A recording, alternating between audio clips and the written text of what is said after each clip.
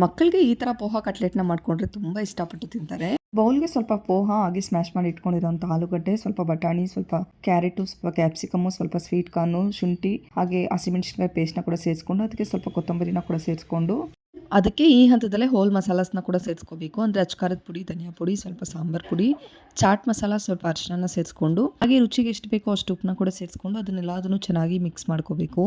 ಮಸಾಲೆ ಎಲ್ಲ ಹೊಂದ್ಕೊಳ್ಳೋ ಥರ ಆಲೂಗಡ್ಡೆ ಸ್ಮ್ಯಾಶ್ ಮಾಡ್ಕೊಂಡಿರೋ ಆಲೂಗಡ್ಡೆ ಎಲ್ಲ ಹೊಂದ್ಕೊಳ್ಳೋ ಥರ ಅದನ್ನು ಚೆನ್ನಾಗಿ ಮಿಕ್ಸ್ ಮಾಡ್ಕೋಬೇಕಾಗತ್ತೆ. ಈ ಥರ ಮಿಕ್ಸ್ ಮಾಡ್ಕೊಂಡಿದ್ದಾದಮೇಲೆ ನಮಗೆ ಯಾವ ಶೇಪಲ್ಲಿ ಬೇಕೋ ಆ ಶೇಪಲ್ಲಿ ಅದನ್ನು ಚೆನ್ನಾಗಿ ರೌಂಡ್ ಅಪ್ ಮಾಡಿಕೊಂಡು ಅದನ್ನೆಲ್ಲದನ್ನು ಸೈಡ್ಗೆ ಎತ್ತಿಟ್ಕೋಬೇಕು.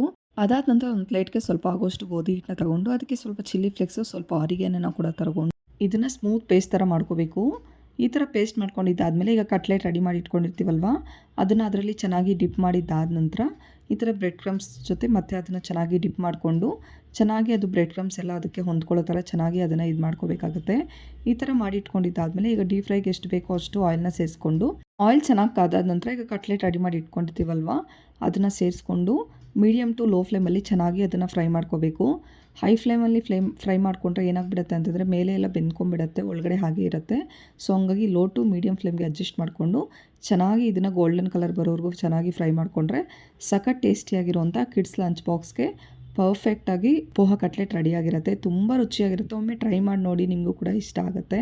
ಈ ರೆಸಿಪಿ ಇಷ್ಟ ಆದರೆ ಪ್ಲೀಸ್ ನನ್ನ ಚಾನಲ್ನ ಸಬ್ಸ್ಕ್ರೈಬ್ ಮಾಡ್ಕೊಳ್ಳಿ, ಹಾಗೆ ಲೈಕ್ ಮಾಡಿ, ಫ್ರೆಂಡ್ಸ್ ಆ್ಯಂಡ್ ಫ್ಯಾಮಿಲಿಗೆ ಶೇರ್ ಮಾಡಿ. Thank you.